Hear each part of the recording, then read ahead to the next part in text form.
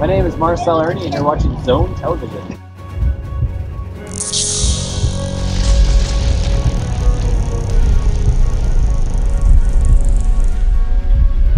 Okay, folks, so here it is. This is the new Yamaha R3. Now, this, I guess what some people might call an entry-level sport bike, is donning a parallel twin engine like its competitor, the now Kawasaki Ninja 300. It has a, actually, I like the looks of this swing arm, and I'm not really big on entry-level bike swing arms, but this actually has a nice little contour here, and it comes down. The can on it actually is not a bad-looking can for a stock bike. And I would also say the same probably goes for the R1 can that's on there. Now, one of the things that I like about this bike, now that's the R6 next to it.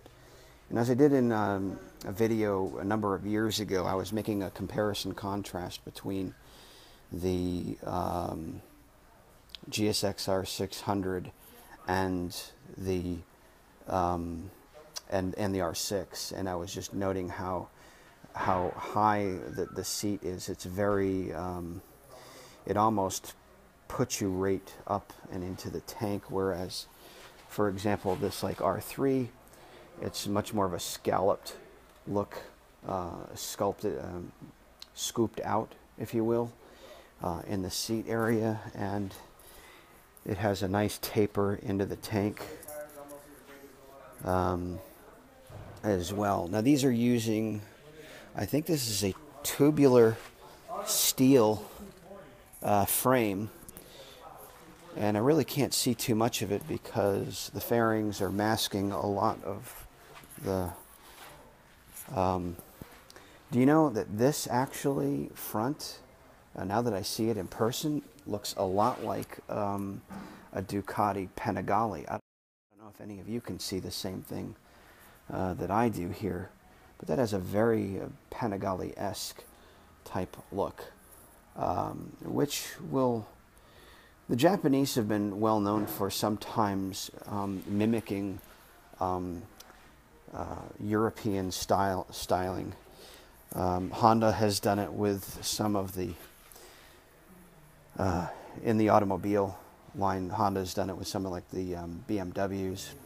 They've modeled some of their Honda models after kind of a BMW chassis and everything. But anyway, I understand that, let's see, red line. One of the things I don't like about this right off the rip is this, although I like, I don't know why they did this blocky sort of outline. I don't like this asymmetrical blockiness. I find it very kind of distracting to the eye. I would have liked to have seen it just the edges contoured more or rounded out next to this rectangular instrumentation display. So you have, this looks like you're resetting your odometer and probably scrolling through a few menu things I've not been able to see. I'm wondering if this is a shift light up here. Nice. But overall, I guess pretty basic. And good looking. I think Yamaha did a decent job with this entry-level bike. So can't really get to see the other side there, but yeah, it's good looking. It's a good looking entry-level bike, I would say. These big teardrop style turn signals I'm not a huge fan of. I would have liked to have seen something integrated into the fairing, probably to clean the lines up a little bit, but of course manufacturers will you know, to save money, they'll cut corners and they'll do things like this. So it flexes a little bit like that, just So if you hit something, it's not so prone to break. It's not rigid in any way. But anyway, I'm wondering if this is like a marker light here on that. Single disc, twin spots on the single disc. Looks pretty decent. I've not heard too much. I'm assuming if you probably wanted to get a better braking feel, a lot of guys will swap out these rubber lines for braided lines, which are less prone to expanding when you apply the brake. And what that does is it forces more of the fluid to stay where it should be, and gives you a better braking feel in braking and or hard braking maneuvers. And then you have the single. This looks like a pretty hefty, a pretty decent rear caliper on there as well.